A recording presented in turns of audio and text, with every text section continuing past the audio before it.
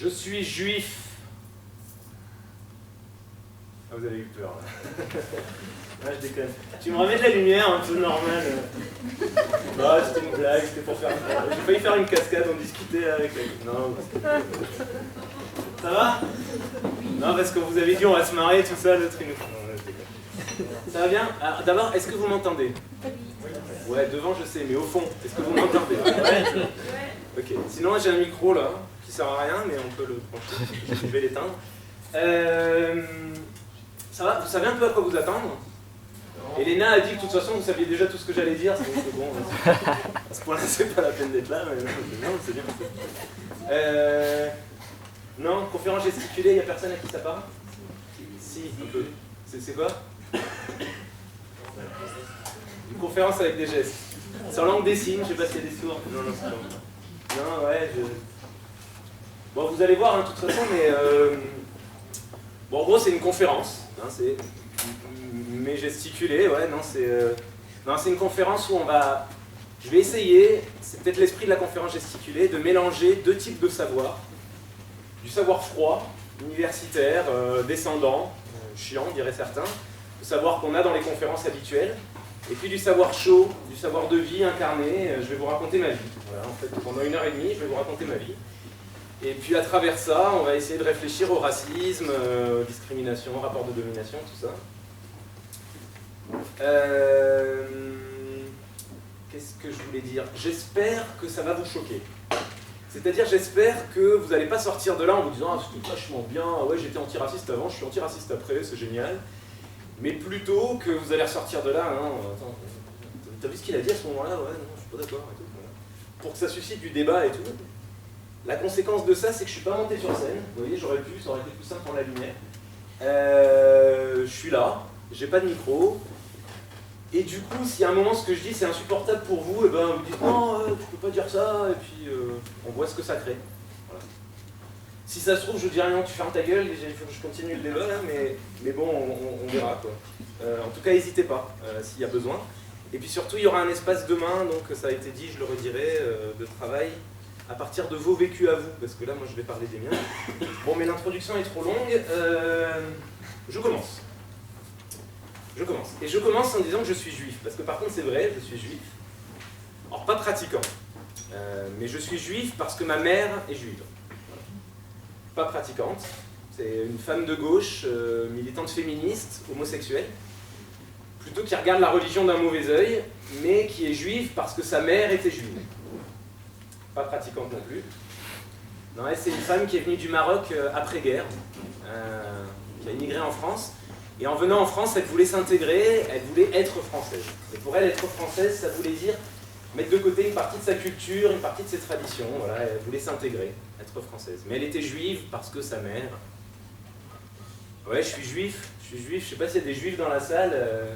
Je suis juif dans ma famille.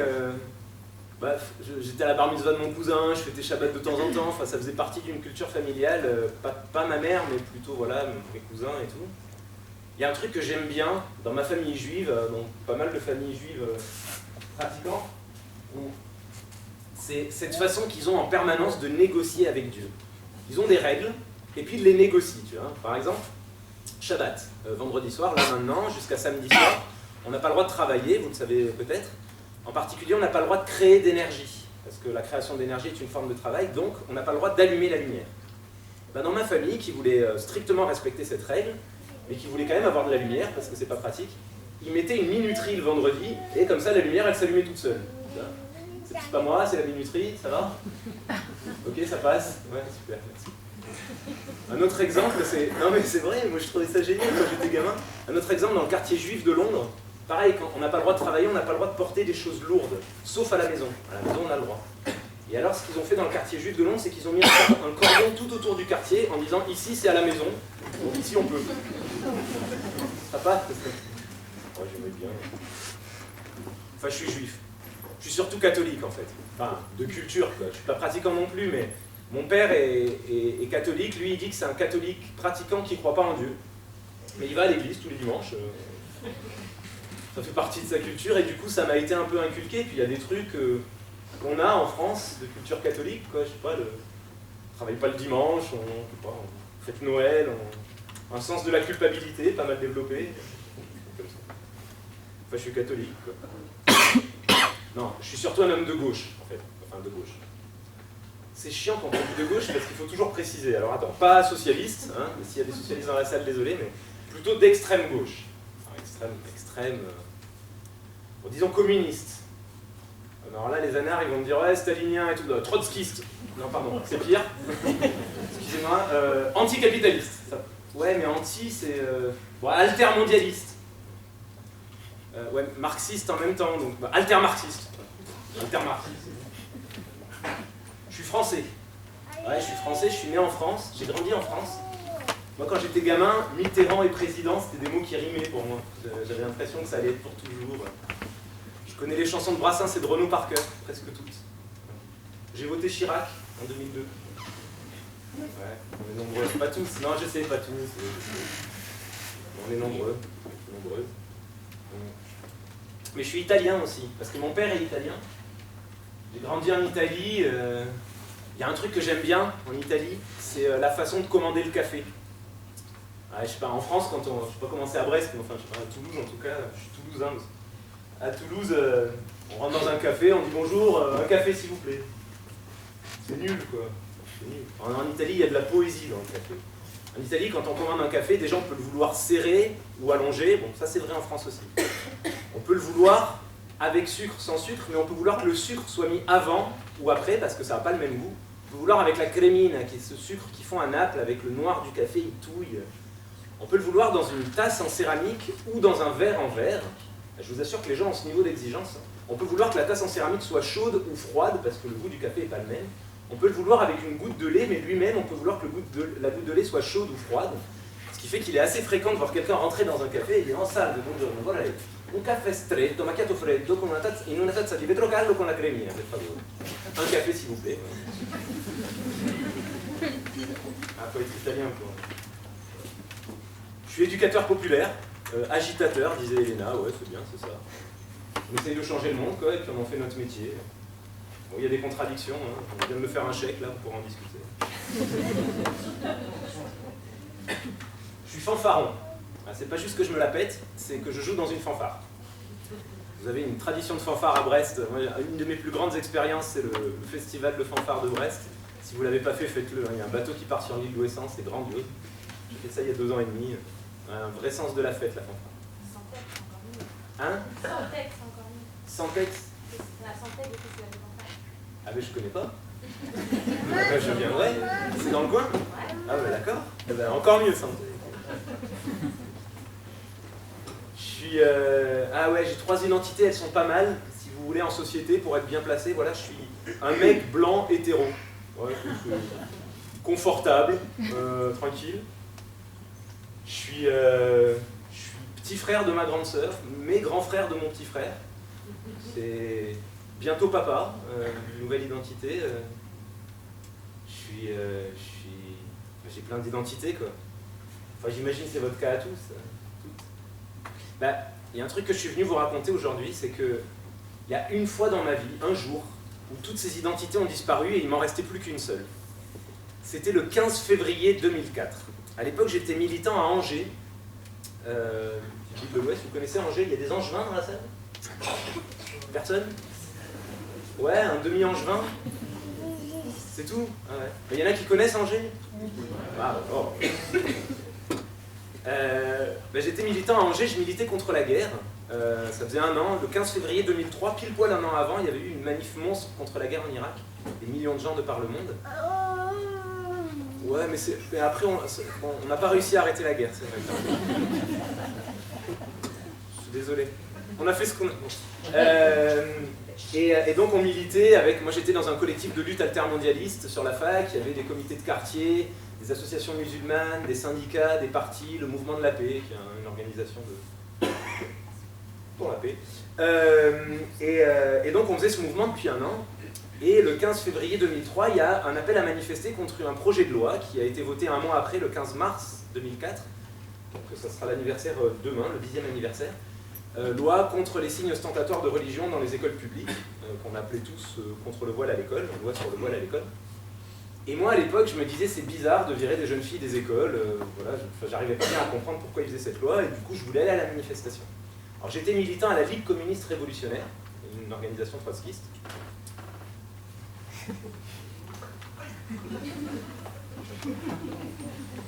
Je croyais que t'avais marre des trotskistes. Et mes camarades du parti m'avaient dit, non, faut pas y aller à cette manif, ils sont louches, les gens qui organisent, c'est les immeubles des quartiers et tout. Moi, je décide d'y aller quand même. Et donc avec des gens du collectif de lutte altermondialiste, on se rend à la manifestation. Du coup j'arrive, place du ralliement à Angers, et donc les gens qui connaissent Angers pourront peut-être saisir l'effroi que j'ai pu avoir en arrivant place du ralliement et en voyant la place pleine d'Arabes. Mais pleine.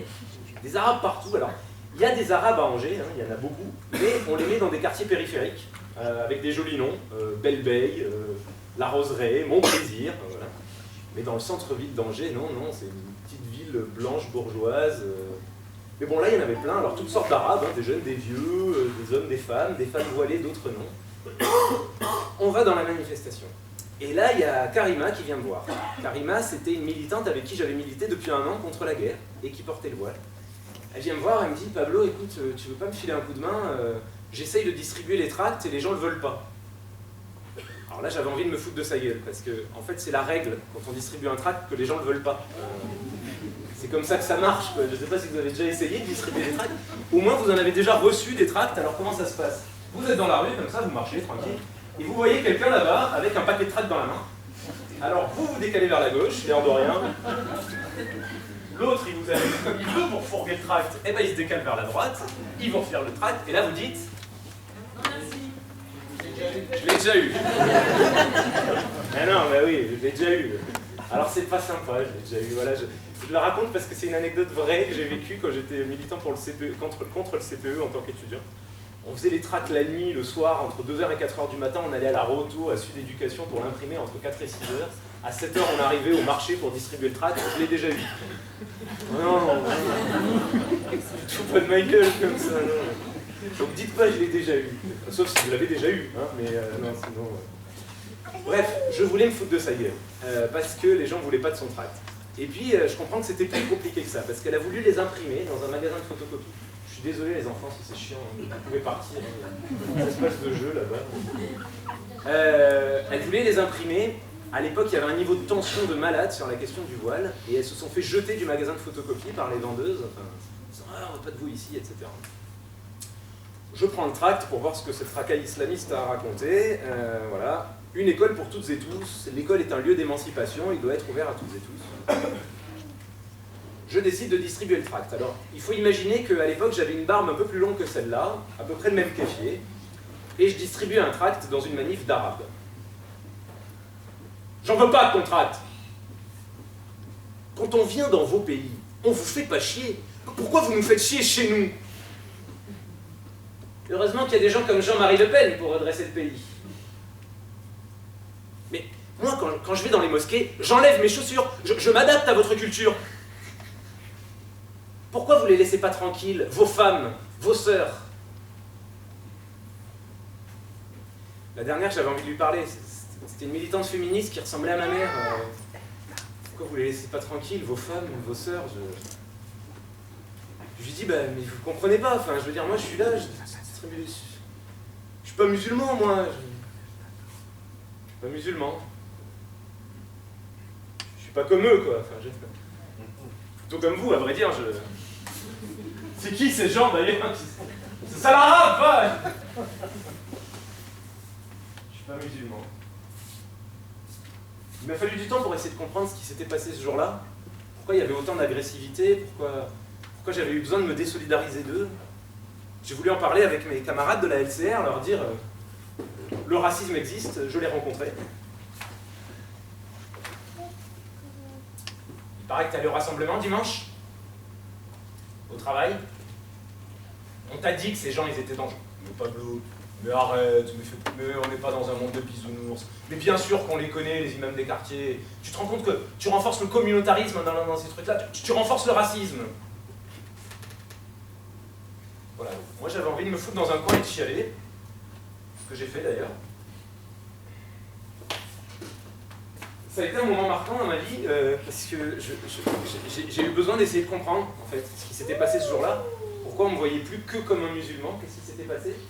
Je me suis un peu renseigné et du coup, je vais essayer de vous présenter ce que j'ai tiré de ça. Donc voilà, ça va être le moment un peu chiant descendant de la conférence sur la mécanique raciste. Alors je sais pas, est-ce qu'il y a des racistes dans la salle? Non? Ah, il y en a un. Alors c'est très rare, hein. Là il y en a un, donc enchanté. D'habitude il n'y en a jamais. D'ailleurs si vous regardez bien, il n'y a jamais de raciste en fait. Personne n'est raciste. Des fois il y a des gens qui sont pas racistes mais... Ça y en a. Je suis pas raciste mais des racistes il n'y en a pas. Marine Le Pen a dit il y a quelque temps dans les médias, on lui avait dit oui mais le Front National est un parti raciste. Elle a dit mais vous me donnez de nouveau une tribune pour exprimer que je ne suis pas raciste, que le Front National n'est pas un parti raciste. Mais en fait, c'est quoi le racisme? C'est vrai, il y a plusieurs définitions du racisme. La première définition, c'est une théorie scientifique qui se développe au XVIIIe, XIXe siècle et qui atteste de la différence de race au sein de l'espèce humaine, avec une hiérarchie entre les races. Dès le début de ce développement de cette théorie, il y a l'idée d'hiérarchie, mais en tout cas, ils essayent d'analyser et de démontrer qu'il y a une différence entre des races humaines. Et à l'époque, dire je suis raciste n'est pas plus subversif que dire aujourd'hui je crois à la mécanique quantique ou quelque chose comme ça. Enfin, c'est une théorie scientifique. Mais en fait, depuis que les scientifiques ont balayé cette théorie-là et ont démontré que la notion de race humaine n'avait pas de sens en tant que théorie scientifique, donc depuis que les races n'existent plus comme concept scientifique, c'est d'autres définitions qui sont venues prendre le pas sur cette définition-là, quoiqu'elle existe encore, hein, mais ils sont très très rares les gens qui se revendiquent de cette définition-là. Et l'autre définition qu'utilisent les gens quand ils disent « je ne suis pas raciste », c'est l'idée d'une haine inconditionnelle pour tous les gens qui portent le stigmate. C'est un truc de « je déteste tous les gens, tout ce qui se rapproche de près ou de loin aux Arabes, aux Noirs », ça serait ça le racisme.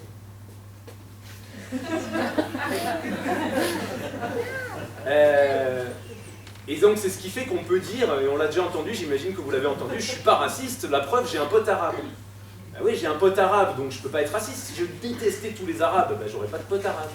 Nadine Morano a dit, je suis pas raciste, j'aime le couscous. Absolument grandiose. Bon, mais... Donc ce truc-là, c'est ça qu'ils disent. Quand ils disent je suis pas raciste, arrêtez de dire que je suis raciste. J'ai des potes arabes, voilà. Heureusement que le féminisme est passé par là, parce que sinon sur la question du sexisme, on pourrait dire je ne suis pas sexiste, la preuve j'ai une femme. Et elle fait le ménage, mais alors impec. Génial.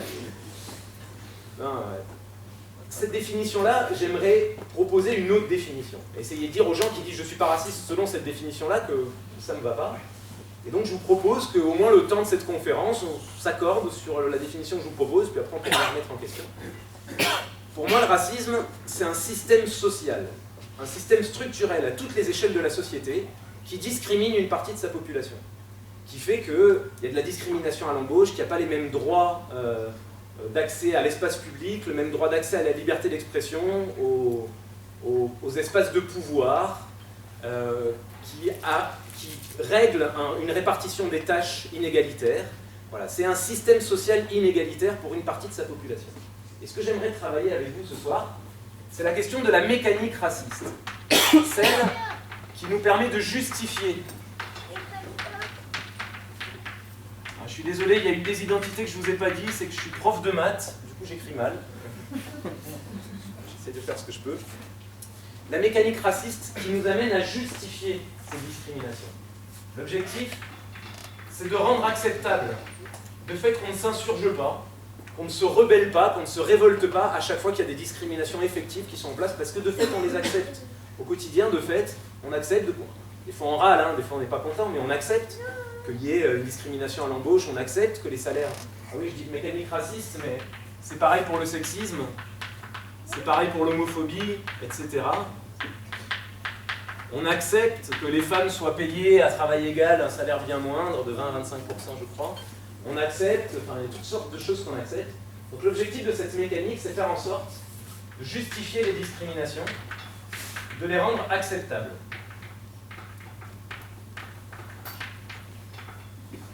J'aimerais défendre donc que c'est pas l'individu qui est raciste. C'est pas je suis raciste ou je suis pas raciste. Quand quelqu'un dit je suis pas raciste, vous demandez-lui mais qu'est-ce que tu entends par là? La question c'est pas l'individu et qu'est-ce qu'il est, c'est est-ce qu'il y a un acte, un propos qui est tenu, un acte qui est commis, qui participe de cette mécanique raciste pour justifier les discriminations. Alors comment fonctionne la mécanique raciste? Ils ont du matériel de merde, ces anarchistes. Comment fonctionne la mécanique raciste dans la construction d'actes racistes ou de propos racistes? La première étape de la mécanique raciste, là vous ne me voyez pas, non, il n'y a pas de lumière,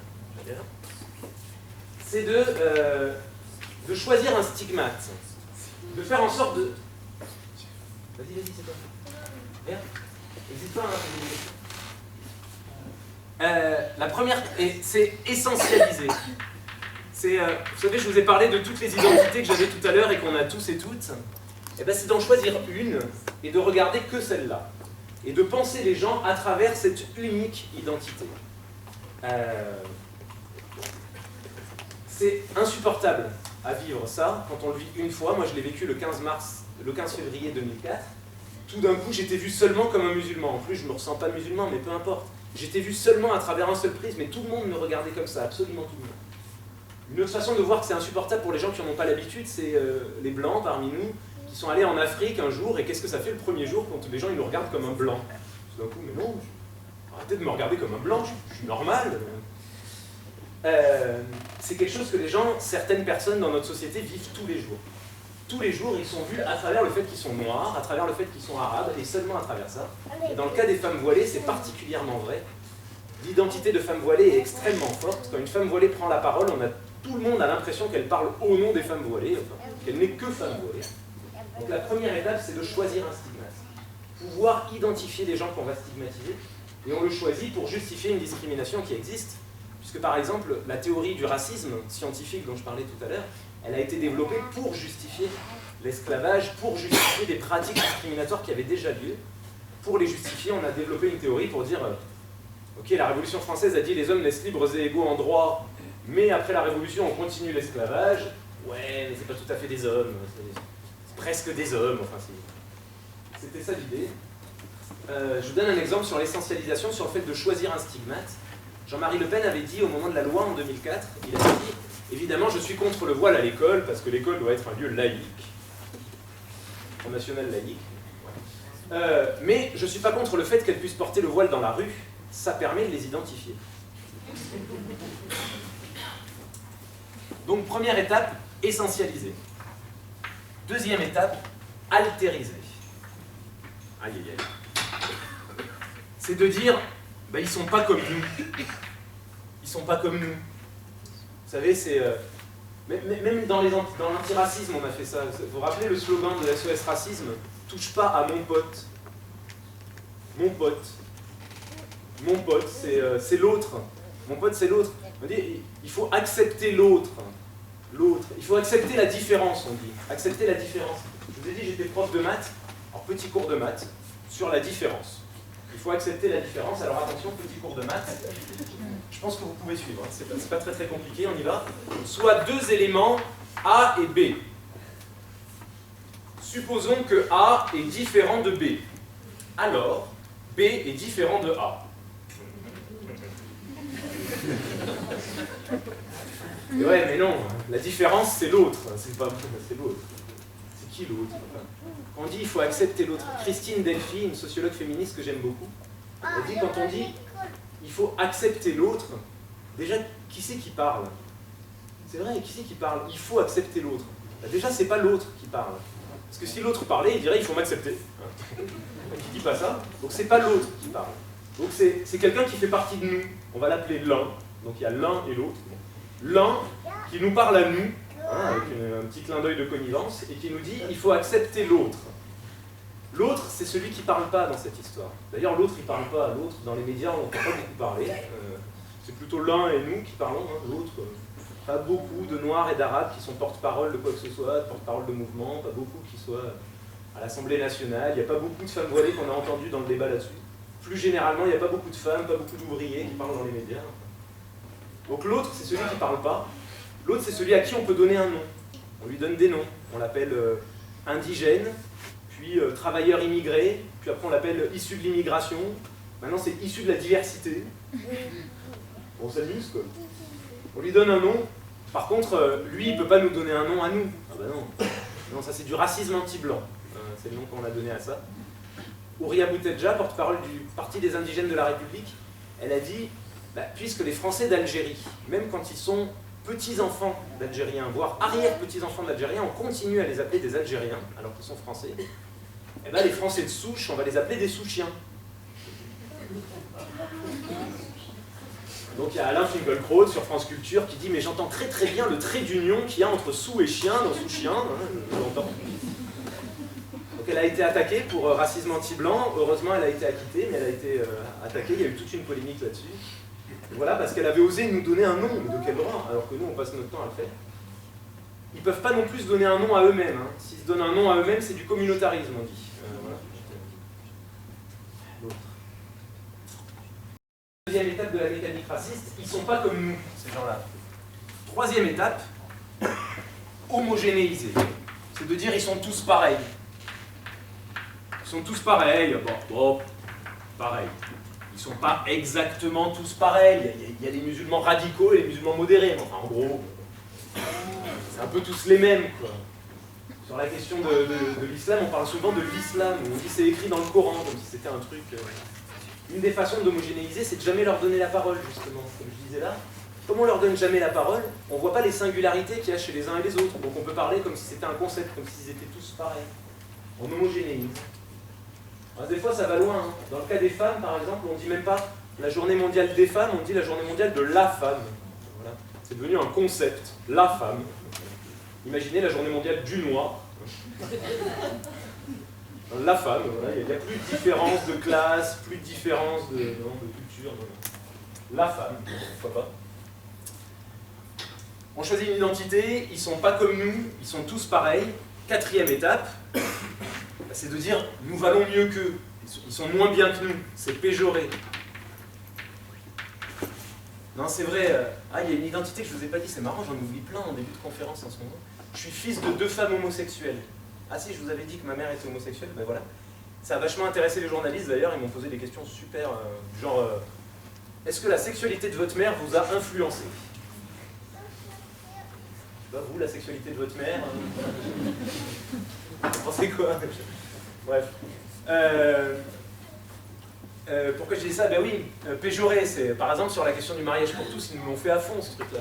Ah non mais c'est vrai, les homosexuels, enfin, surtout pour les enfants, pour l'éducation des enfants quand même. Et puis c'est dangereux pour notre civilisation. Les valeurs fondamentales de la République française sont en danger.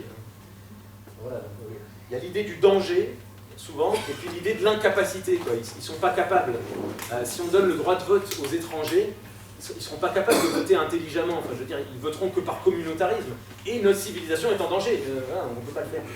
On disait la même chose pour les femmes il n'y a pas si longtemps que ça. Hein. Si on leur donne le droit de vote, oulala, la catastrophe. Donc voilà, c'est construire tous les trucs qui font que, une fois qu'on sait qu'ils ne sont pas comme nous, ils sont tous pareils, et puis nous valons mieux qu'eux, bah, du coup, en un sens, vous avez vu, ça tourne. Hein. C'est assez logique, l'étape 0, en un sens, c'est assez logique qu'ils n'aient pas exactement les mêmes droits. Enfin, c'est normal, enfin, voilà. Ça permet de la justifier, ça permet même de nier la discrimination parfois. Christine Boutin, débat mariage pour tous. Ouais, désolé pour les références. Hein. Christine Boutin avait dit non, les homosexuels ne sont pas discriminés. Parce que les homosexuels, comme les hétérosexuels, ont déjà le droit de se marier. Simplement, comme les hétérosexuels, ils doivent se marier avec quelqu'un de l'autre sexe. Normal. C'est grandiose. Mais moi, ça me fait marrer, et en même temps, je me suis rappelé que j'utilisais des arguments de ce type où, autour de moi, au moment de la loi sur le voile, on disait ouais, mais les filles voilées, elles ne sont pas interdites d'aller à l'école, elles peuvent aller à l'école, simplement, il faut qu'elles enlèvent le voile. Ah, ça fait moins rire. Bon, on y reviendra. Voilà, donc, le reste de la conférence, j'aimerais qu'on essaye de travailler cette question-là. Comment on se fait embarquer dans cette mécanique, comment on est amené à tenir des propos qui renforcent cette mécanique, qui participent de cette mécanique raciste.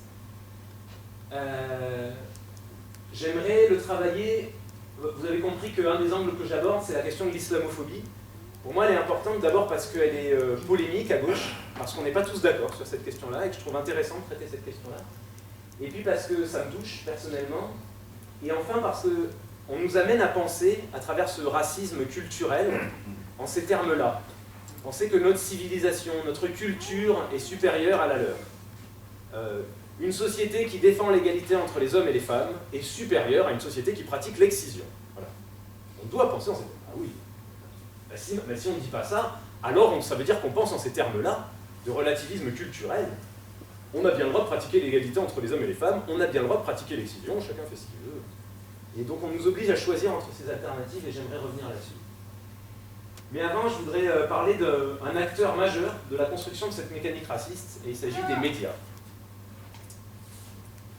Une fois de plus, c'est la question de la délinquance des jeunes sur fond d'insécurité qui monopolise l'attention des habitants des quartiers des banlieues parisiennes, et ce à une semaine seulement de la campagne pour les municipales.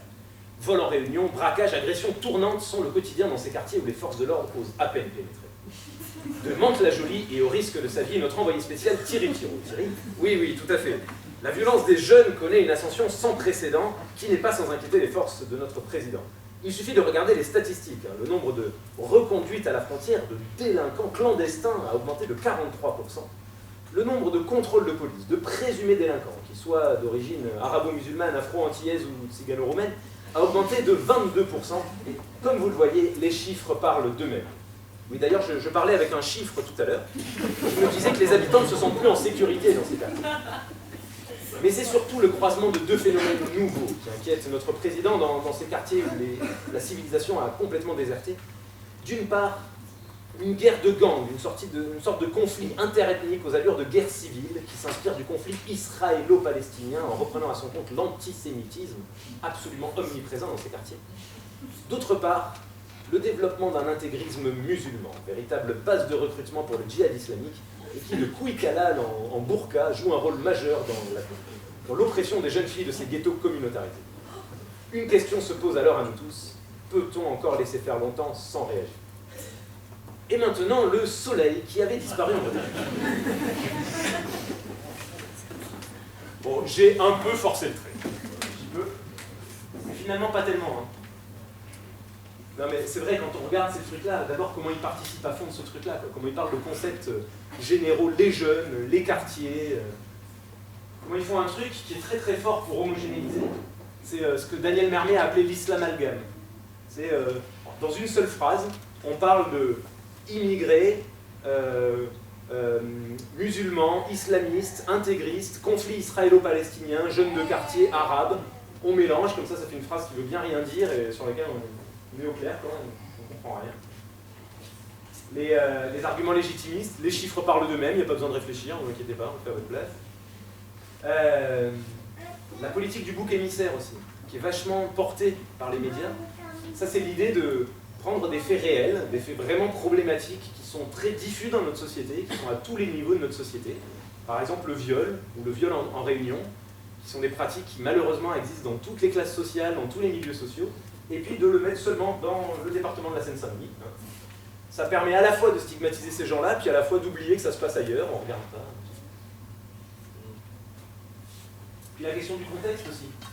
Enfin, essayer de reprendre des articles de presse qui parlent d'islam, et remplacer islam par judaïsme, remplacer musulman par juif, et regarder si ça ne vous fait pas écho à des choses qu'on a appris à l'école. C'est assez intéressant à faire comme exercice. J'ai mes notes parce que des fois je me perds et donc là je prends mes notes. Ah oui. Oui, parce que des fois ils nous sortent des concepts. C'est par exemple eux qui ont vachement porté, défendu vachement l'idée de racisme anti-blanc. Alors repris par Jean-François Copé, Éric Zemmour et toute la bande, DHL. Du coup, moi j'aimerais défendre l'idée que le racisme anti-blanc, ça n'existe pas. Voilà. J'aimerais le défendre devant vous. Alors, je sais, on m'a déjà dit dans les conférences, tu peux pas dire ça. Des fois, dans les quartiers, quand on est blanc, on s'en prend plein la gueule, on ne peut pas sortir du quartier, enfin, on ne peut pas sortir de chez soi, ça s'en prend plein la gueule, etc. Je pense que le premier argument pour dire le racisme anti-blanc, ça n'existe pas, c'est que les blancs en France peuvent vivre la plupart des étapes de la mécanique raciste. Ils peuvent être essentialisés, c'est-à-dire vus essentiellement comme blancs, être considérés comme différents, t'es pas comme nous, homogénéisés, vous les blancs, vous êtes tous pareils, voire péjorés, vous les blancs, on vous aime pas, de la merde. Mais en aucun cas, ils ne subissent un système structurel de discrimination au quotidien, partout. En aucun cas, ils ne seront défavorisés face à un noir, un arabe. quand il s'agira de trouver un emploi, quand il s'agira de prendre la parole en public. Et donc le racisme anti-blanc pour moi n'existe pas parce que si toutes ces étapes peuvent exister, si une stigmatisation peut exister, même une discrimination, en aucun cas il peut y avoir un système social structurel de discrimination des blancs ou des hommes ou des hétéros, etc. Si les blancs peuvent se faire expulser de pays d'Afrique comme le Sénégal. Alors ça pourrait se passer effectivement dans des pays d'Afrique, mais donc, le racisme anti-blanc dont je contextualise n'existe pas en France, mais pour autant, même sur la question des pays d'Afrique, et on pourra en discuter, je pense que par exemple la péjoration est très rare dans les pays d'Afrique. Plutôt moi, quand je suis allé au Sénégal par exemple, j'étais plutôt mis en valeur, plutôt mis sur un piédestal, et pour autant, j'étais pas discriminé en Afrique dans le sens où plutôt j'avais beaucoup plus de droits que la plupart des Sénégalais, ne serait-ce qu'avec mes papiers, je pouvais partir quand je voulais, et déjà, c'est quelque chose d'important. Mais bon, au moins là, ce dont je veux parler, c'est de ce qui se passe en France, un système structurel de discrimination des gens en France, et donc au moins de ce point de vue-là, je pense que le racisme anti-blanc n'existe pas. Mais le deuxième argument qui fait que je pense que le racisme anti-blanc n'existe pas, que peut-être il peut y avoir une animosité à l'égard des blancs, mais que pour moi elle est différente de l'animosité qu'il peut y avoir à l'égard des arabes, des noirs ou des musulmans. Elle nous est donnée par Pierre Desproges.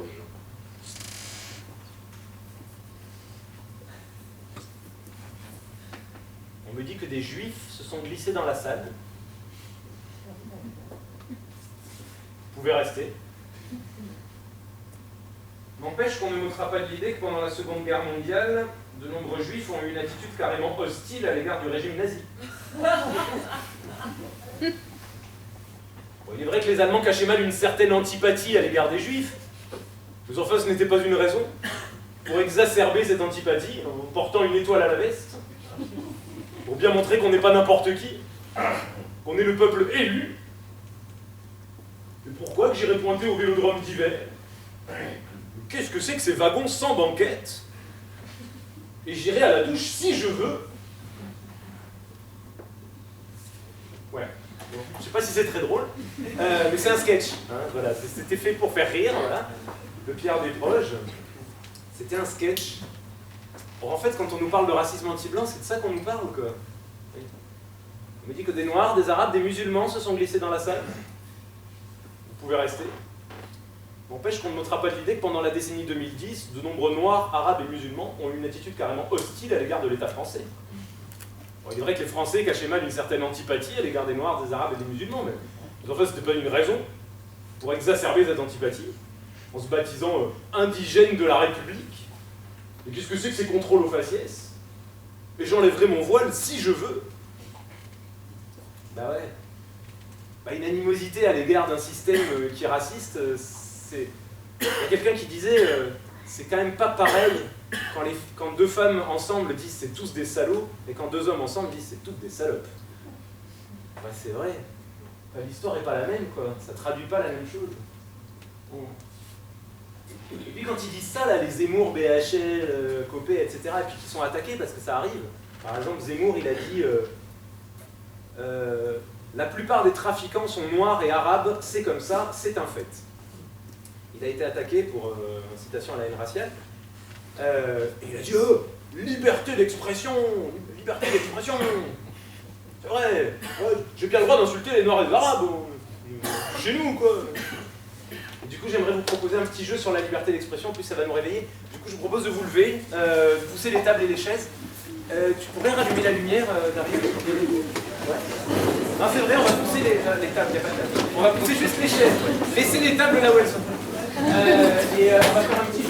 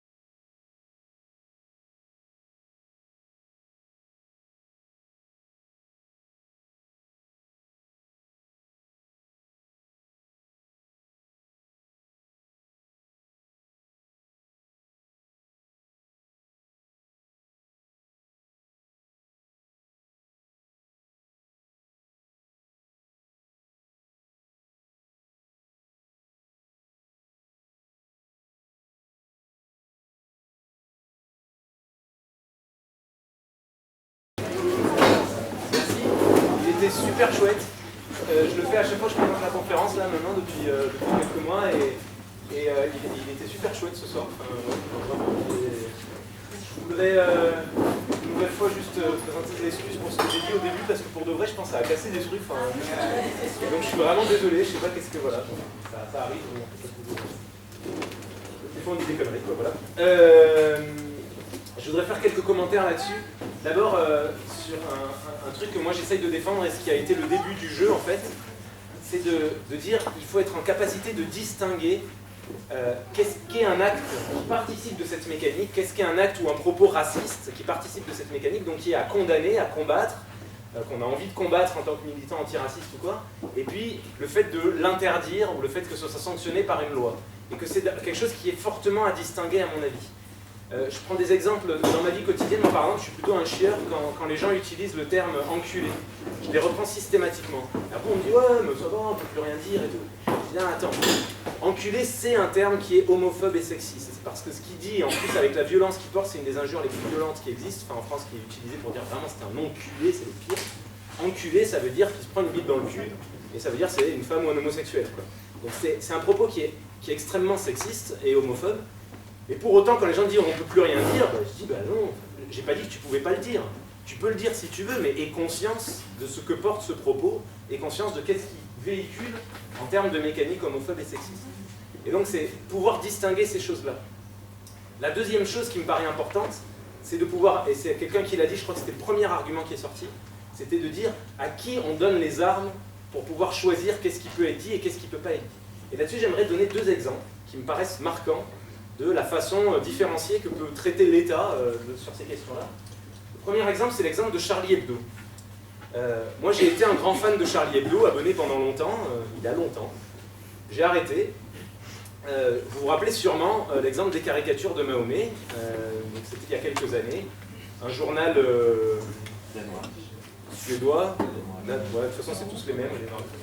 Un journal danois qui décide de faire un appel à la publication de caricatures du prophète de l'islam. Voilà, il demande à plein de dessinateurs de faire des caricatures, certaines sont plus ou moins violentes en termes de propos et tout. Quoi qu'il en soit, ça génère tout un tas de révoltes un peu partout, des gens qui, voilà, c'est hyper violent comme réaction. Et Charlie Hebdo, en grand défenseur de la liberté d'expression, décide de republier les caricatures en question, plus d'autres, et est attaqué par des organisations musulmanes et par des organisations antiracistes pour incitation à la haine raciale. La réaction, d'abord le débat qu'il y avait à l'époque, c'était faut-il ou non interdire les caricatures? Et c'était ça le débat qui nous était posé médiatiquement. Alors que le débat qui, à mon avis, aurait été utile, pertinent, c'est de dire les caricatures du prophète de l'islam dans ce contexte-là de la France des années 2000 sont-elles un acte raciste? Pour moi, c'était ça la question importante qui n'a jamais été traitée. Est-ce qu'elles participent d'une essentialisation, d'une péjoration, d'une homogénéisation des musulmans qui sont plutôt, à mon sens, discriminés en France ou pas? Est-ce que un journal du même type dans les années 30, un journal satirique, anticlérical, etc., dans les années 30 en Allemagne ou même en France, publiant des caricatures de la religion juive, parce qu'il n'y a pas de raison qu'on ne caricature pas la religion juive, quel regard on a sur comment est-ce que ça a participé ou non à encourager une mécanique qui a engendré un génocide? C'est de comprendre, est-ce que c'est un acte qui participe de cette mécanique ou pas? Et de mon sens, la réponse à cette question est oui. Est-ce qu'il fallait pour autant interdire les caricatures? J'en sais rien, oui, non, enfin j'en sais rien, c'est une autre question pour moi. Mais quelle a été l'attitude de l'État sur cette question-là? François Hollande, leader de l'opposition, François Bayrou, de l'opposition, et Nicolas Sarkozy, ministre de l'Intérieur de l'époque, ont tous trois apporté leur soutien le jour du procès à Charlie Hebdo. Donc la liberté d'expression, à ce moment-là, c'est la liberté de dire ce qui est en accord avec tout ce que pensent les gens qui sont au pouvoir, de toute tendance confondue du pouvoir. C'est ça la liberté d'expression. À une époque, la liberté d'expression, c'était la liberté d'être contre le pouvoir, d'être subversif vis-à-vis du pouvoir. Non, là, c'est la liberté de dire un truc, on est soutenu par tous les gens du pouvoir. Philippe Val, directeur de Charlie Hebdo, en grand défenseur de la liberté d'expression, gagne le procès, va à Cannes, descend les marches et adoré à ce moment-là, et il est mis à la tête de la première radio de France par Nicolas Sarkozy. Au passage, quand il arrive à la tête de la première radio de France, il vire Guillon et Porte parce qu'ils avaient dit des trucs anti-Sarko, je sais pas quoi. Enfin, voilà quelle a été l'attitude de l'État sur la question de Charlie Hebdo. Un autre exemple qui me paraît intéressant à mettre en parallèle, c'est l'exemple de Dieudonné. Dieudonné tient des propos que certains considèrent antisémites, certains considèrent choquants, etc. Admettons. Quelle est l'attitude de l'État en la matière? Il y a des gens qui portent plainte, et d'abord pour sanctionner, il a été sanctionné quelques fois pour des propos pour incitation à la haine raciale, puis pour interdire un spectacle.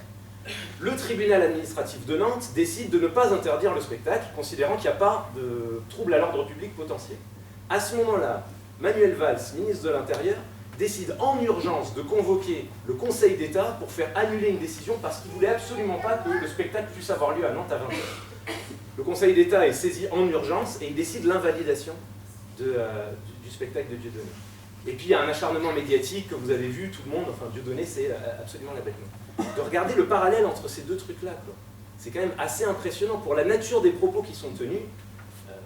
Pour moi, les propos de Charlie Hebdo étaient au moins, sinon plus choquants que les propos qui sont tenus par Dieudonné. Je peux comprendre que ceux de Dieudonné soient plus choquants, mais regardons le deux poids deux mesures qui est pratiqué par l'État en la matière. Dieudonné, il est avec Forisson.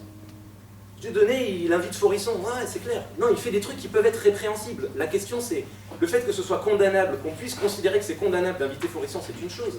Mais c'est autre chose de constater que l'État déploie tout son arsenal pour l'empêcher. Et puis, dans le cas de Dieudonné, il y a eu un truc particulier.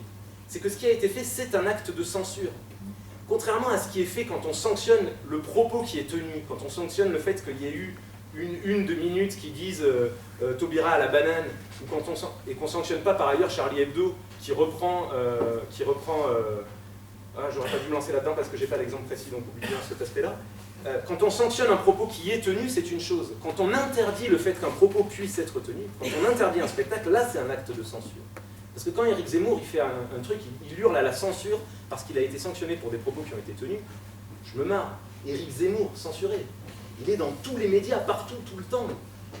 La censure, c'est pas ça. La censure, c'est le journal blanc. La censure en France, c'est les ouvriers qui sont censurés, qui sont jamais dans les médias.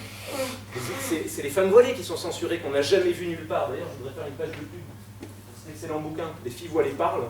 Je vous incite vraiment, demain, c'est le 10e anniversaire de cette loi de merde. Et ça vaut le coup de lire ça parce que, enfin, c'est un espace où elles prennent la parole. La censure, c'est quand les gens ne parlent pas. C'est pas quand les gens parlent et puis après sont sanctionnés. Et du coup, ce qui s'est passé pour Dieudonné, c'est un acte de censure. Tu ne pourras pas. Par ailleurs, il en fait une démonstration politique, lui, de ça. Et je pense que ça l'a servi, et ça a servi, parce que ce qu'il a dit, c'est « J'ai pas le droit de venir faire mon spectacle, ok. J'enlève toute référence au peuple juif, j'enlève toute référence à la Shoah, et là, maintenant, je peux continuer à faire mon spectacle. » Ce qui est une super démonstration de sa théorie, comme quoi les juifs seraient dominants et domineraient le monde, et que France et Israël, ça serait la même chose. Donc il fait une démonstration politique à travers ça, mais surtout ce qui est incroyable, je trouve, c'est que dans la gauche radicale, dans la gauche anard, dans la gauche antiraciste, personne ne s'est insurgé contre cet acte de censure, personne n'a dit, indépendamment de ce qu'on pense de Dieudonné, c'est inadmissible qu'il y ait cet acte-là, à ce niveau-là, tout l'État se lève pour l'empêcher de parler. Et je pense qu'une des raisons pour laquelle l'État a été aussi violent vis-à-vis de Dieudonné, et c'est une des dimensions qui n'a jamais été pointée dans les médias, on a parlé de son antisémitisme, etc., on n'a pas pointé le fait que c'est un nègre qui lève la tête, quoi. Parce que c'est une des dimensions de Dieudonné. C'est rare qu'il y ait eu à ce point-là un nègre, un noir, enfin un indigène, je ne sais pas comment dire, qui lève la tête et qui dise à l'État, tu sais quoi, j'en ai rien à foutre de toi. Et comme c'est une dimension, je pense que c'est une dimension qu'il faut prendre en compte, qu'il faut considérer, et de mon sens, l'acharnement qu'il y a sur Dieudonné, indépendamment de ce qu'il pense et de ce qu'il dit, participe de cette mécanique raciste. Et d'ailleurs, c'est pas pour rien s'il y a tout un tas de gens qui le suivent de ce fait-là. Donc voilà, moi je voulais essayer de distinguer ces deux trucs-là. Et sur la question de la posture que devrait avoir l'État en matière de liberté d'expression, pour moi il y a un outil qu'il faudrait qu'on se réapproprie, qu'il faudrait qu'on reprenne, qu'on retravaille, et cet outil c'est la laïcité. Alors j'en parle, c'est lié aux questions d'islamophobie, de voile, etc. Mais pour moi la laïcité, je vous lis l'article 1er de la loi de 1905, celle qui fait office de référence en matière de laïcité, quoi. Même si le terme laïcité apparaît pas, article 1er. La République assure la liberté de conscience. Elle garantit le libre exercice des cultes sous les seules restrictions édictées ci-après dans l'intérêt de l'ordre public. Donc les restrictions, c'est l'intérêt de l'ordre public, éviter le désordre, parce que l'État n'aime pas le désordre, et puis c'est gestion des églises, qui finance quoi, etc. Mais le cœur de l'article 1er, donc le cœur de la loi de 1905, c'est la République assure la liberté de conscience, elle garantit le libre exercice des cultes. L'idée, c'est l'État est neutre en matière de religion, séparation des églises et de l'État, il ne finance personne, il ne soutient personne, mais il permet à tout le monde d'exprimer ses croyances et de pratiquer son culte. Et ça, c'était en 1905. Qu'est-ce que c'est devenu la laïcité en 1989, puis en 2004 et encore après? Être athée. Hein? Être athée. C'est une façon de le voir, en tout cas. Ce que c'est devenu, c'est que l'État doit être neutre. On en est arrivé à l'individu doit être neutre. Il ne peut pas avoir d'expression religieuse dans certains espaces publics. Donc on est passé de l'État doit être neutre. L'État, avec un glissement sur le terme de public. Parce que dans public, dans l'État doit être neutre, c'est les représentants de l'État. C'est toute instance qui représente l'État. Le gouvernement, les préfets, peut-être les profs aussi. Dans l'autre cas, c'est l'individu doit être neutre dans l'espace public, et là, public, ça ne veut plus dire qu'il représente l'État, ça veut dire parfois même dans la rue, ou en tout cas dans certains espaces publics. Il y a eu un glissement qu'il est intéressant de regarder, parce qu'en fait, ce glissement, quand on dit l'individu doit être neutre, évidemment, ce n'est pas tous les individus qui ont été attaqués. Ce n'est pas tous les individus qui devaient être neutres. On nous a dit au moment de la loi sur le voile à l'école que c'était contre les signes ostentatoires de religion, qu'on ne pouvait plus venir à l'école avec une croix de taille démesurée. Et tout le monde l'a appelé la loi sur le voile à l'école, on savait bien qui est-ce qu'elle traitait. De fait, maintenant quand on parle de laïcité, souvent on sait, dans les médias, quand on parle de laïcité, ça veut dire qu'on va parler d'islam, c'est de ça qu'on va parler. C'est assez clair dans les médias. Pourtant, on aurait pu parler de choses intéressantes qui questionnent la laïcité. On aurait pu parler du fait que, vous le savez sûrement, dans le Haut-Rhin, dans le Bas-Rhin et dans la Moselle, qui sont trois départements qui étaient allemands en 1905, la loi de 1905 n'est toujours pas appliquée, qui sont régis par la loi du Concordat, et qui fait que les pasteurs, les curés et les rabbins, et seulement eux, parce qu'il n'y avait pas d'imam à l'époque, parce qu'il n'y avait pas d'islam, les curés, les pasteurs et les rabbins sont payés par l'État, et les églises sont financées par l'État. On aurait pu parler du fait qu'il y a un parti chrétien-démocrate. Je ne sais pas si c'est contre la laïcité, moi je ne pense pas, mais je vous invite à imaginer ce qui se passerait si demain il y a un parti musulman-démocrate qui se créait, en termes d'appel au communautarisme. On aurait pu parler d'autre chose. Je suis désolé, je vais faire un truc que je ne devrais pas faire, mais je vais le faire. On s'était débarrassé de lui, il paraît qu'il va revenir. Je vais vous lire un extrait de discours de Nicolas Sarkozy. Nicolas Sarkozy, le 20 décembre 2007, il est président de la République. Il vient d'être élu, quelques mois avant, on a voté pour lui, contre lui. Et il se rend à Saint-Jean-de-Latran, San Giovanni Laterano, à Rome, pour recevoir un titre honorifique catholique. Et il dit la chose suivante. Messieurs les cardinaux, mesdames et messieurs, et si vous le permettez, chers amis, en me rendant ce soir à Saint-Jean-de-Latran, en acceptant le titre de chanoine d'honneur de cette basilique, j'assume pleinement le passé de la France et ce lien si particulier qui a si longtemps uni notre nation à l'Église. Bien sûr, ceux qui ne croient pas doivent être protégés de toute forme d'intolérance et de prosélytisme. Mais un homme qui croit, c'est un homme qui espère. Et l'intérêt de la République, c'est qu'il y ait beaucoup d'hommes et de femmes qui espèrent. La désaffection progressive des paroisses rurales, le désert spirituel des banlieues, la disparition des patronages, la pénurie de prêtres n'ont pas rendu les Français plus heureux, c'est une évidence. Et puis je veux dire également que, s'il existe incontestablement une morale humaine indépendante de la morale religieuse, la République a intérêt à ce qu'il existe aussi une réflexion morale inspirée de convictions religieuses. Parce que la morale laïque risque toujours de s'épuiser quand elle n'est pas adossée à une espérance qui comble l'aspiration à l'infini. Messieurs les cardinaux, au terme de mon propos et à quelques jours de cette fête de Noël, qui est toujours un moment où on se recentre sur ce qui est le plus cher dans sa vie, je voudrais vous dire que je mesure les sacrifices que représente une vie tout entière consacrée au service de Dieu et des autres. Attention, accrochez-vous. Dans la transmission des valeurs et dans l'apprentissage de la différence entre le bien et le mal, l'instituteur ne pourra jamais remplacer le curé ou le pasteur, même s'il est important qu'il s'en approche, parce qu'il lui manquera toujours la radicalité du sacrifice de sa vie et le charisme d'un engagement porté par l'espérance. Partout où vous agirez, dans les banlieues, dans les institutions, auprès des jeunes, dans le dialogue interreligieux, dans les universités, je vous soutiendrai, la France a besoin de votre générosité, blablabla. Voilà. Donc ça, en 2007, c'est la neutralité de l'État en matière religieuse. Voilà. Par contre, non, maintenant, je porte pas le voile quand même. Mais le problème, c'est que si c'est pas l'État qui doit être neutre, si c'est l'individu qui doit être neutre, dans certains espaces, quels qu'ils soient, mais alors il n'y a plus de liberté de conscience. Parce que la liberté de conscience, par définition, c'est la liberté d'exprimer cette conscience. Si on dit non, la liberté, c'est la liberté de croire ce que je veux. Quand on dit la religion, c'est privé, tu peux croire à la maison. Mais si c'était ça, alors, dans la pire des dictatures, il y a liberté de conscience. Je veux dire, même dans les camps de concentration nazis, t'as le droit de croire ce que tu veux, t'as pas le droit de le dire, mais t'as le droit de le croire. Enfin, non, la liberté de conscience, c'est la liberté d'exprimer cette conscience. Et donc, ce qui se passe avec les nouvelles lois sur la laïcité, en fait, c'est une restriction de la liberté de conscience. Et puis, on attaque certaines personnes, pas n'importe qui. Ça participe encore une fois de cette mécanique-là, où certaines personnes, on leur dit, non, toi, t'as pas le droit de croire, en fait, t'as pas le droit d'avoir ta conscience. Toi, t'as pas le droit d'exprimer, mais c'est ça que ça veut dire.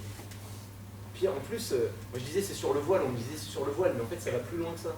À Toulouse, au lycée polyvalent du Mirail, cette année, il y a le CPE et une prof, etc., qui ont commencé à faire une campagne contre les femmes, les jeunes filles qui portaient un djellab. C'est des tenues, des robes longues. Elles avaient des robes trop longues au bout de la direction.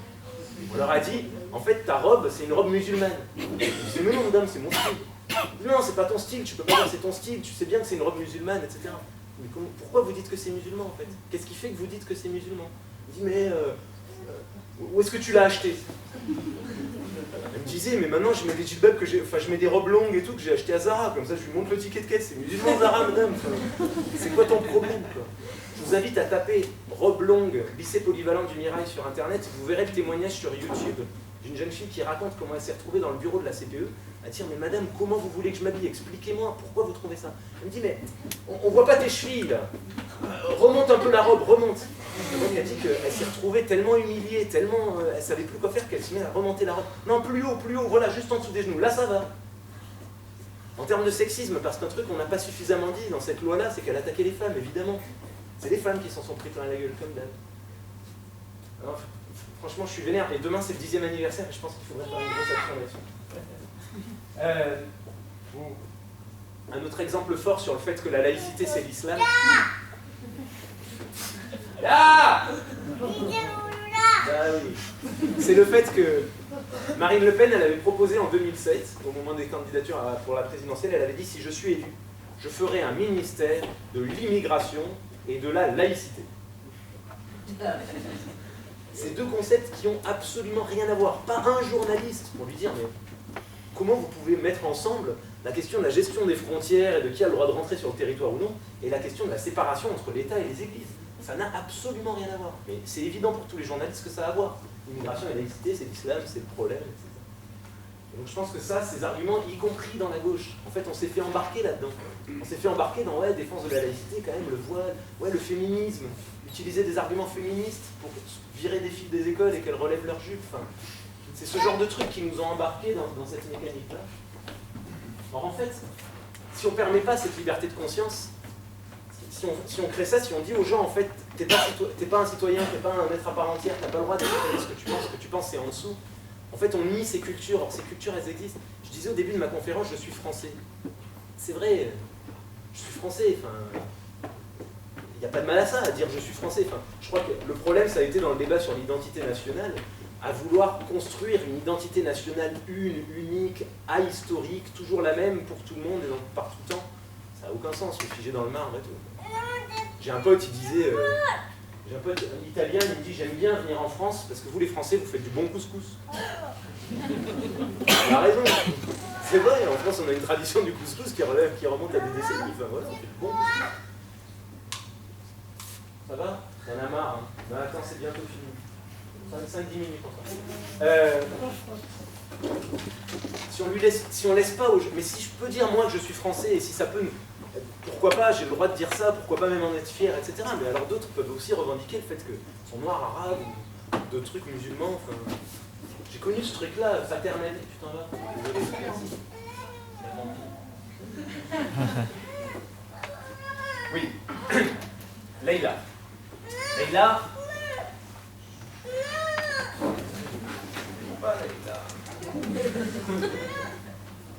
Leïla, on a appris que tu voulais rejoindre l'organisation.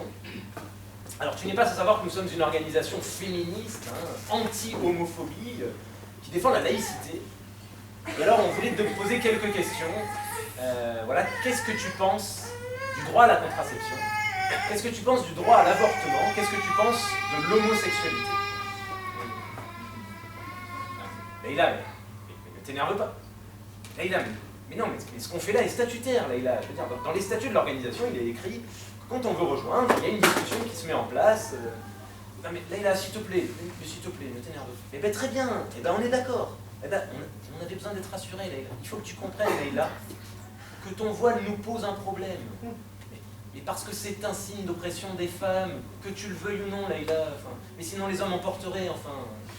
C'est un signe d'oppression des femmes. Et du coup, il nous pose un problème. Tu vas pouvoir rejoindre l'organisation, mais on te demande simplement de retirer ton voile pendant les réunions. Alors ça, c'était la LCR, toujours, à Lille, dans le Nord, en 2004. Toutes les organisations de gauche, toutes les organisations anarches se sont divisées sur cette question, ont été extrêmement divisées. Moi, ça m'a fait mal, cette histoire de Leïla. J'étais militant à la LCR à l'époque. Ça m'a fait mal d'abord parce qu'ils ont utilisé l'argument c'est statutaire. C'est écrit dans les statuts qu'on fait une rencontre comme ça. C'est vrai que c'est statutaire. Dans la plupart des organisations, la CNT, on pourrait leur demander, probablement que dans vos statuts, il est marqué que tout le monde ne peut pas rentrer comme ça à la CNT, il y a un entretien pour voir. Mais ils ne le font jamais. Jamais. Rejoignez la CNT à la fin, j'imagine ils ont des cartes d'adhésion. Oh, non, c'est pas vrai. Non, c'est pas vrai. Du prosélytisme Alors pas vous, mais nous, en tout cas, nous les trotskistes, nous faisions du prosélytisme politique. Si demain vous voulez rejoindre le NPA, vous y allez, vous rejoignez le NPA, ça se passe comme ça. Bah, ça donnerait des choses rigolotes hein, d'ailleurs. Oui, Marie. Marie, nous avons appris que tu voulais rejoindre l'organisation. Tu n'es pas sans savoir que nous sommes une organisation anticapitaliste et nous avons appris que tu faisais tes courses à Carrefour. Il paraît que tu portes des Nike, que tu amènes tes enfants au McDonald's. Alors bon, donc je voulais savoir qu'est-ce que tu penses. Oui, Jean-Pierre. Jean-Pierre, tu n'es pas sans savoir que nous sommes une organisation féministe. Nous avons appris que chez toi tu pissais debout et nous voulions savoir qu'est-ce que tu penses du fait que c'est ta femme qui nettoie les chiottes. Non, c'est vrai, ça pourrait être bien, mais ils ne le font jamais. Ils n'ont fait que dans son cas à elle. Alors un jour dans la conférence, il y en a un qui lève la main, qui dit ouais mais attends, quand même, l'islam est contre l'homosexualité, donc c'est normal, l'islam est opposé à la contraception, c'est normal qu'il lui pose la question. L'islam, homogénéisé, c'est normal, parce qu'elle a un voile sur la tête. Alors, la nana, elle allait rejoindre la Ligue communiste révolutionnaire. Elle s'est pas posé une seconde la question d'où elle foutait les pieds, quoi. Non, enfin non, mais c'est vrai, Leïla, c'était une militante anticapitaliste de quartier, antiraciste sur la question palestinienne, exceptionnelle. Évidemment, elle n'a pas rejoint l'organisation, évidemment. Elle s'est barrée en courant, quoi.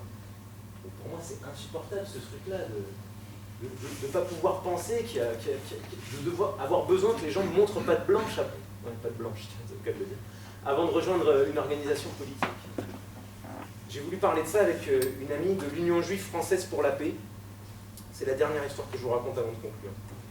Je ne sais pas si vous connaissez l'Union juive française pour la paix. Non ? C'est une organisation de juifs antisionistes, plus précisément une organisation de juifs qui refusent qu'Israël utilise le nom des juifs pour massacrer les Palestiniens, qui disent le fait pas en notre nom, c'est pas au nom des juifs. Et donc, il avait travaillé la question de l'altérité, la question de l'identité. Je suis allé discuter avec elle et on s'est mis à parler de l'identité des juifs d'Europe de l'Est qui sont arrivés en Europe occidentale.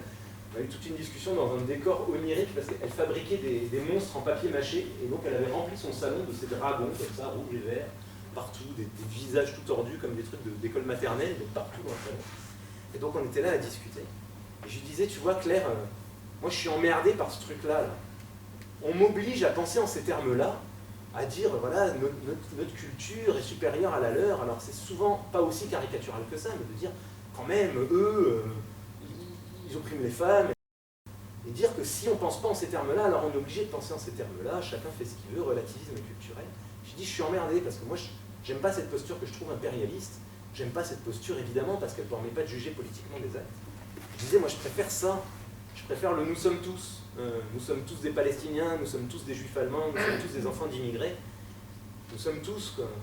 Elle me dit, non, tu peux pas dire nous sommes tous. D'abord, t'es pas palestinien, tu participes plutôt d'une société qui opprime les Palestiniens.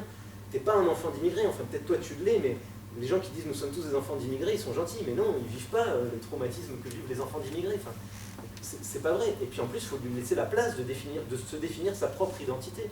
Il faut que tu lui laisses cette place. Elle dit, moi je suis juive, aujourd'hui je suis juive alors que quand j'étais gamine, je m'en foutais. Elle dit, je suis juive et autour de moi, dans le monde de gauche et tout, on me dit, mais arrête avec ça, on s'en fout. Tu crois même pas en Dieu, je veux dire, qu'est-ce que tu as besoin de te définir juive? On en a rien à foutre de ces différences, etc. Elle dit, mais pour moi c'est vital d'être juive.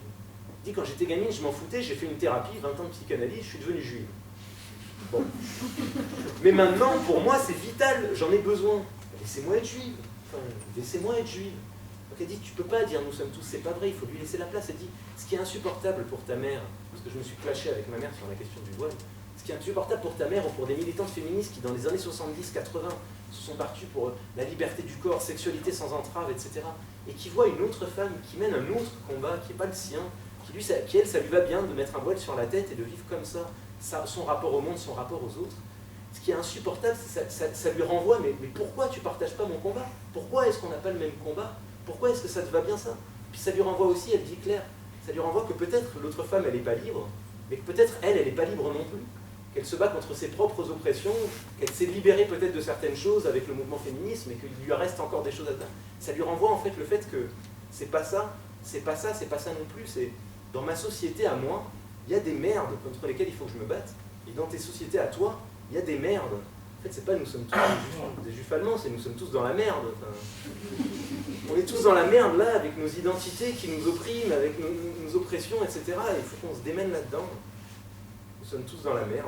Ah, ça m'a questionné ce truc-là. Et du coup, en guise de conclusion, moi je vois trois types d'actions qu'on peut mener pour essayer d'enrayer cette mécanique raciste, à une échelle déjà individuelle et collective.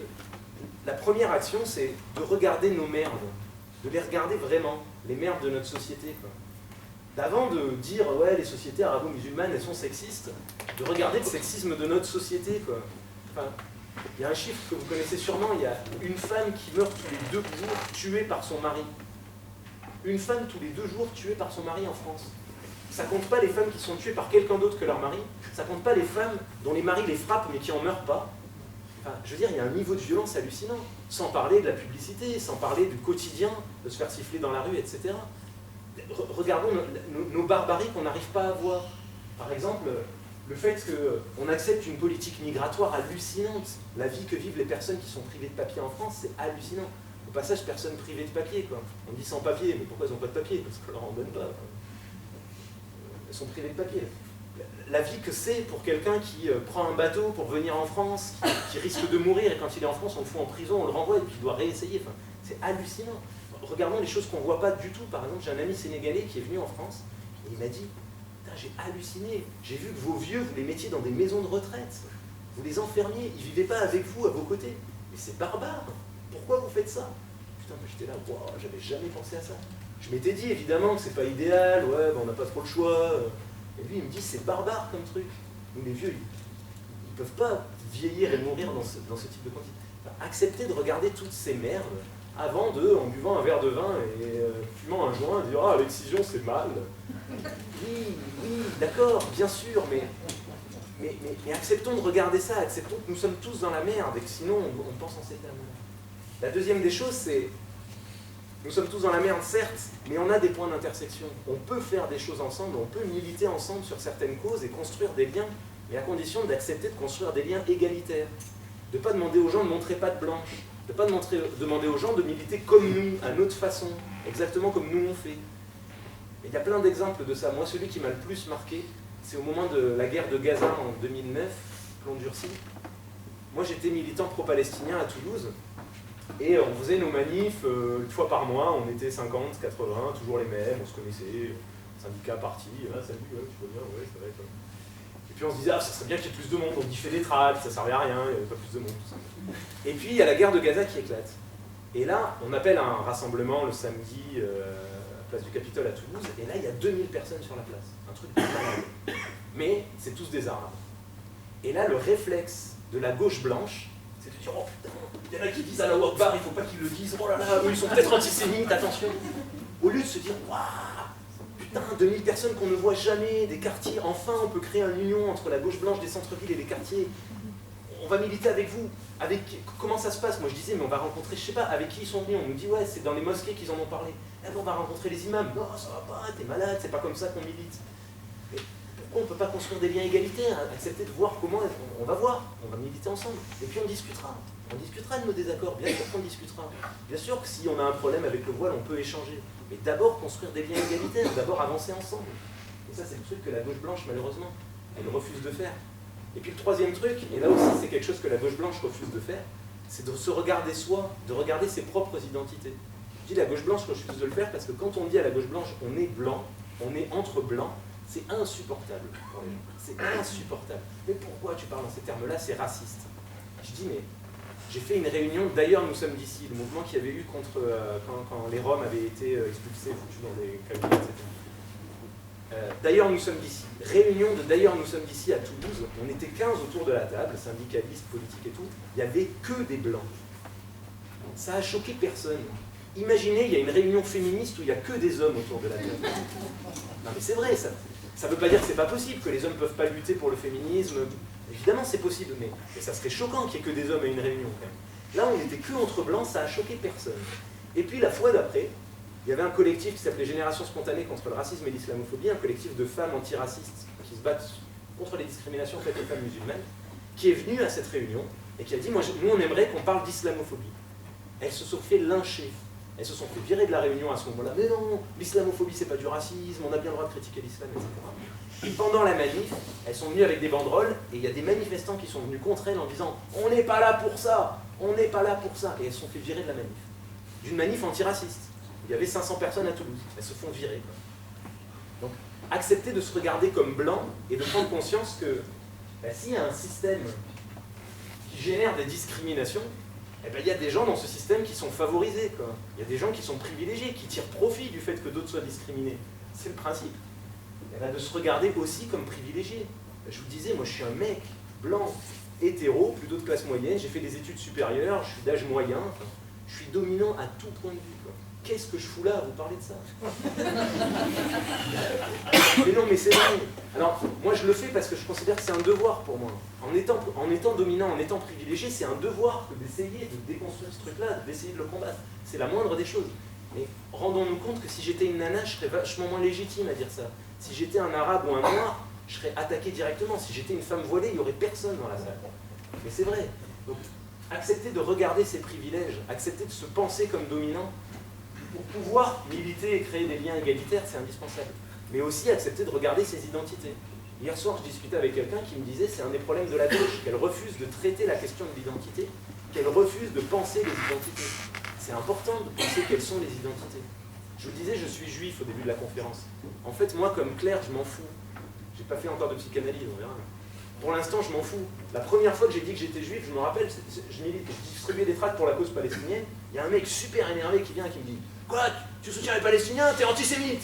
Je suis pas antisémite, je suis juif. Bon, c'était nul. Mais c'est la première fois que je l'ai dit. Bon.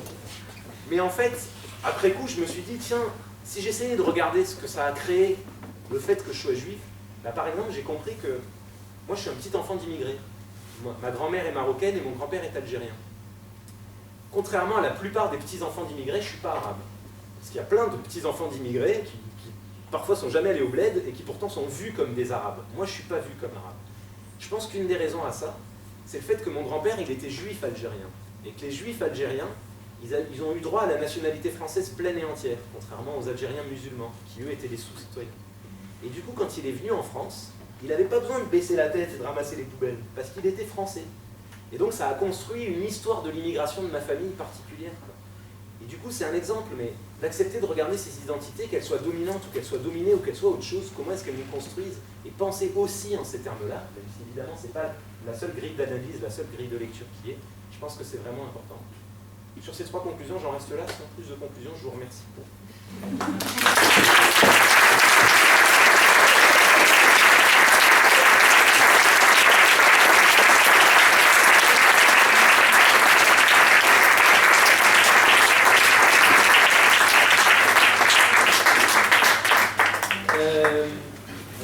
Juste avant qu'on... Je voudrais faire une petite page de pub, si je peux. Avec mon trépied. Je pense de mettre un peu... D'abord, je voudrais remercier voilà, la CNT, le Clash, Casse-Papier, les petits potirons, enfin tous ceux qui ont organisé ce soir, hier soir. Super chouette, jusque-là c'est super chouette. Mais je voudrais d'abord faire une page de pub pour ce qui, à mon avis, pourrait être le mieux de tout ça, c'est l'atelier de demain.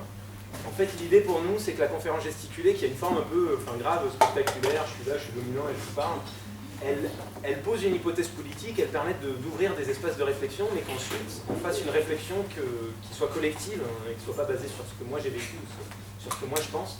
Et du coup, c'est l'idée de l'atelier de demain. Donc on aura de 10h à 16h, avec une pause à midi. S'il y a des gens qui peuvent venir que le matin, il n'y a pas de problème. Pas que l'après-midi par contre, parce qu'il y a une continuité entre les deux temps. Et je crois que c'est gratuit ou à prix libre, je ne sais pas. Mais on vous invite à venir hyper nombreux. Là, l'idée, c'est qu'on partira de vous. On partira de... Vous pourrez raconter des anecdotes que vous avez vécues, on partira de ça, de cas concrets, on essaiera de voir comment est-ce qu'on peut déconstruire ça dans nos militantismes, dans nos espaces professionnels, etc. Donc voilà, je vous invite vraiment à venir, à vous inscrire pour qu'on sache un peu le nombre qu'il y aura. Là-bas, il y a marqué inscription pour l'atelier, c'est ici, et du coup c'est là qu'on s'inscrit pour l'atelier. Donc ça, c'était la première chose. La deuxième chose, c'est, je ne vais pas vous donner toutes mes références, mais je pense qu'il y en a une que j'aimerais vraiment vous partager parce que pour moi, elle est importante. C'est le site Les mots sont importants. lmsi.net, qui est animé par Sylvie Tissot et Pierre Thévagnan. Et pour moi, c'est le site de ressources sur les questions de discrimination, racisme, homophobie, intersectionnalité, où ils publient des textes hyper intéressants de tous bords. Donc je vous invite vraiment, si vous avez envie de creuser, en tout cas, voilà, moi c'est ma référence principale. Après, il y aurait Christine Delphi, Angela Davis, enfin il y en aurait plein d'autres. Voilà, et du coup, refaire la pub pour ce bouquin. Moi, je l'ai relu en venant à Brest et j'ai chialé par moments. Voilà, c'est juste des témoignages de femmes voilées qui racontent ce que ça leur a fait la loi de 2004, ce que ça leur a fait dans leur lycée. Je pense que c'est une parole qui n'a jamais été entendue, ou très peu, et que c'est hyper important de la connaître, 10 ans après. Il y a des manifestations qui sont appelées demain à Paris et ailleurs, je ne crois pas qu'il y en ait à Brest, pour l'abrogation de cette loi, et j'espère que ça va commencer à mettre une puce dans la gauche antiraciste, marxiste ou anarchiste, de combattre cette loi. Voilà. Je vous remercie beaucoup. Hier, on m'a reproché de ne pas avoir lancé un débat comme ça dans la salle. Donc je ne sais pas, si vous voulez, ça peut être là. Je pense qu'à 100, c'est compliqué d'avoir un débat sans que ce soit que les grandes gueules et tout, mais on peut essayer. Sinon, plutôt à bâton rompu, en buvant un verre et en discutant, on a du temps. Je vous laisse libre de choisir, voilà, je ne vais pas diriger ça. Je me fais anarchiste pour une heure. Libre à vous de faire ce que vous voulez. Je suis là en tout cas et content de discuter. Merci.